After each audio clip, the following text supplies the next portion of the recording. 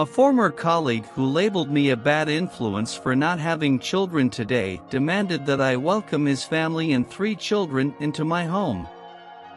Don't forget to subscribe to HistoReddit on YouTube and activate the bell to receive notifications. This former colleague, who I'll call Dave and who I haven't had contact with in almost 3 years, just got in touch again. He claims he has a domestic emergency and needs to find a place for himself, his wife and 3 children to stay while the situation at their home is resolved. This is the same guy who, when I was going through something traumatic, he told me he couldn't be my friend because I would be a bad influence on his children, since I don't have children. For context, the reason our friendship ended was a period of high stress when I was very sad due to the impending loss of my father, just one of the terrible situations that occurred within a span of 3 months. I sought comfort, but Dave, who had a wife and 2 children, told me that being a childless woman was a bad influence on their family. In short, they didn't want to be around me because I wasn't worth it when they had more valuable friends. Dave and I have known each other since graduate school, spent a lot of time doing fun activities like rock climbing, together with a group of friends who regularly rented lake houses or winter lodges for summer and winter sporting activities. We talked for over 10 years until he simply abandoned me, thinking I was useless, which hurt a lot, especially as I was there for him when his mother was diagnosed with cancer and also at her funeral. Even though I hadn't been in contact for almost 3 years, I attributed it to people's strange behavior when they have children, adopting a traditional conservative mindset. Today, I get a text from Dave asking him and his 3 kids to stay at my house because their water heater is broken and it's an emergency situation. He knows I live in the same city and would be a big favor, claiming he owes me. A lot of emotions come up, especially since he labeled me as a bad influence and his wife had a 3rd child. I asked the crucial question, why ask me for help? I asked Dave why he is turning to me in this situation. His response was that he is out of options and that no one has space for him and his 3 children, especially with a 5-month-old baby.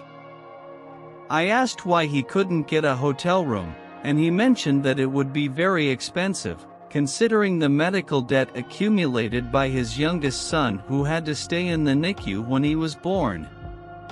Although the situation seems difficult, the question remains, why choose me? He justified that he knew I helped someone last year with a housing emergency and that I had enough spare bedrooms for guests. Since I was so helpful then, I could show the same generosity now. I knew exactly what he was talking about, but I really wanted to understand how sensitive the situation was, considering I thought it was a private family matter.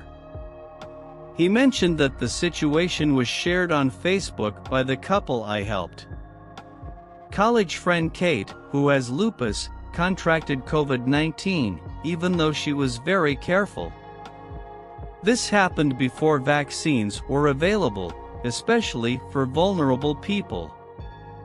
Kate, in her early 30s and in robust health aside from lupus, was a marathon runner. Unfortunately, her lupus worsened her COVID-19, sending her to the ICU. She was pregnant, and her husband had to make the difficult decision to save her life at the expense of the fetus. Fortunately, he was understanding and allowed doctors to terminate the pregnancy to save Kate. Kate's mother reacted insensitively, stating that her daughter should have died with the baby. Kate was in a coma at the time, which caused a lot of drama. Kate's brother and his wife needed a place to get away from their mother immediately. I offered my extra room as it was within walking distance of the hospital. They stayed with me for 2 days until they got a long-stay hotel room. What I didn't know, because I don't use Facebook, is that Kate's brother or his wife shared on social media what a decent person I am for helping them at a critical time. They expressed this to me personally, but I was unaware of the sharing on social media. Back to the present, Dave saw these posts from last year, put it in his head, and assumed I would open my home to his family with open arms. Frankly, I told him to stop it. I was upset because he was trying to blame me for not allowing him and his family into my home for an unspecified period of time. He knows that I am child-free and has even stated that my absence of children is a bad influence on his family. Yet suddenly, when it's convenient for him, I'm magically no longer a bad influence, and he thinks he can come back into my life without even apologizing for the terrible things he said 3 years ago. I explained to him that being child-free didn't mean I wouldn't want them at home for an extended period of time. If it so desired, it would not be child-free. However, he was not willing to disrupt my life and turn my 2 cats into a bed and breakfast for his 3 children. He stated that I would be selfish not to consider his children, citing the lack of hot water in his house. I responded by suggesting that he take out a credit card or find a relative to cover a hotel stay. Given his apology and mention of medical debt, I questioned the need for several days to repair a water heater, considering such problems can be resolved quickly. Knowing the residency laws in our state, I highlighted the risk of their stay exceeding 7 days, allowing them to claim tenant rights. I refused to take that risk, and he reprimanded me, threatening to defame me on social media for not helping a family in emergency. Indifferently, I stated that I am not on Facebook and that his online actions do not affect me. I emphasized that social media does not reflect reality and that if I shared this with my real friends, they would laugh at the situation. I mentioned having all the messages as proof of his inappropriate behavior and lamented how he had changed since the good times we had together. I expressed my sadness at the situation and blocked him after our last exchange. I prepare myself for possible criticism, but I am determined not to give in to pressure. I talked to my 2 best friends about the situation, and they were both shocked by Dave's insistence on coming into my house. I commented on the quick fix for a friend's water heater, highlighting the suspicion in Dave's refusal to consider a hotel. I reaffirmed my conviction that I had acted correctly, despite it being used against me in the past. I reflected on the possibility that Dave, in labeling me as inadequate when he was depressed, had a deeply negative character. I moved forward into the future, focusing on my peace of mind in the face of the situation, ironically named Dave's water heater. I'm pleased and somewhat surprised to see that most of the issues were resolved within just over 24 hours of starting. I believe this is due to the efforts of people working behind the scenes. As I write, I enjoy a hot cup of tea and suggest you do the same. It will be comforting. You were all right. The broken heater story and leading a family of 5 looking for alternative housing was suspect. I discovered that Dave doesn't own a water heater. It was all a farce. Here's the truth. Dave sold his house 6 months ago, and he and his wife, Shelley, have been trying to get a bigger house ever since. As I type, they are already in a hotel with their children, enjoying hot water. I can imagine you all nodding in agreement as the water heater excuse was completely absurd. So grab a cup of tea, because we're sorting this out. My sister, in another time zone, has a few hours more than me. With experience as a private investigator during graduate school, she has a natural ability to uncover details about people.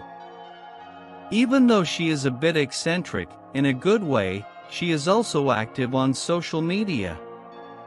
I shared with her Dave's real name, the address I had for him, and the names of his wife and children. She went into town and informed me that Dave's house sold about 6 months ago, fetching a significantly higher price than it had been purchased a few years ago. Upon sharing this discovery with my friends, one of them, Allison, who studied with us 10 years ago, contacted my sister for further investigation on social media.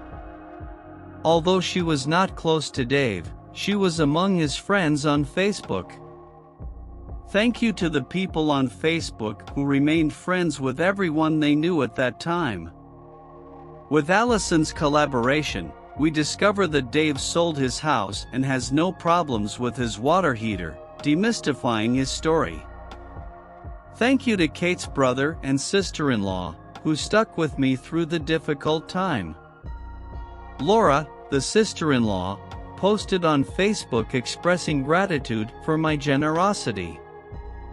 She confirmed that some photos were of my house, including images of my cat and a Monstera deliciosa plant, which she loves. These details about the organization of the house and the spacious kitchen become relevant. I told her about the situation, and she was shocked to realize that she might be partially responsible for why Dave wanted to break into my house. She promptly removed the de-identified post with my name on it and showed me a screenshot as proof, offering to help with anything else. I mentioned that my sister was investigating further and perhaps she could help. I facilitated contact between Laura and my sister. Laura, in turn, contacted Allison seemingly randomly early in the morning. Allison requested a screenshot of the exact point in the conversation where Dave mentioned that his emergency was related to the water heater and explained why he needed me to do this favor of taking in his family and children for a few days.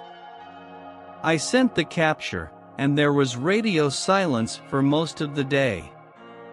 I started to wonder what was happening. Earlier in the evening, I received a more complete version of the story through messages from my sister, Allison, and Laura. I'll try to summarize, as it's a bit complex. Dave and his wife, Shelley, sold their home 6 months ago. They wanted more space in bedrooms for their 3 children and wanted to update it. In a seller's market, the home has accumulated considerable net worth since purchase, reaching 6 figures. Excited, they decided to put it up for sale, without the contingency of buying another one before officially moving in.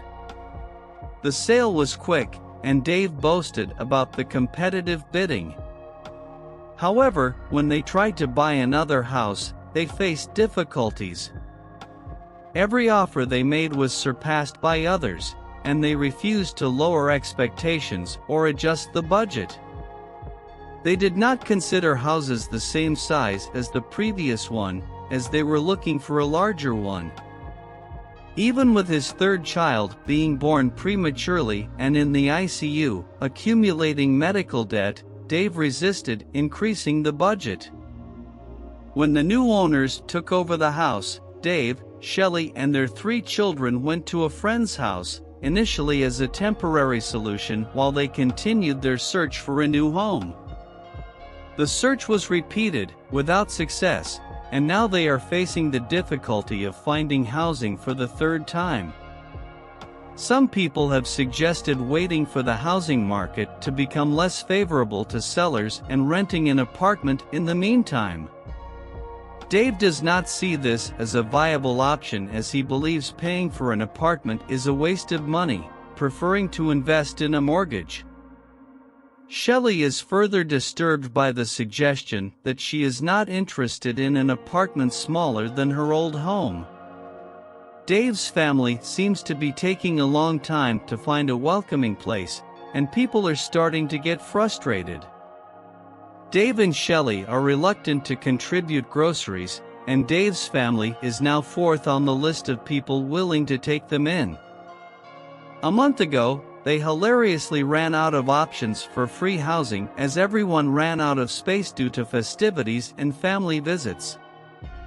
People are no longer willing to welcome those who seem to take advantage of the situation.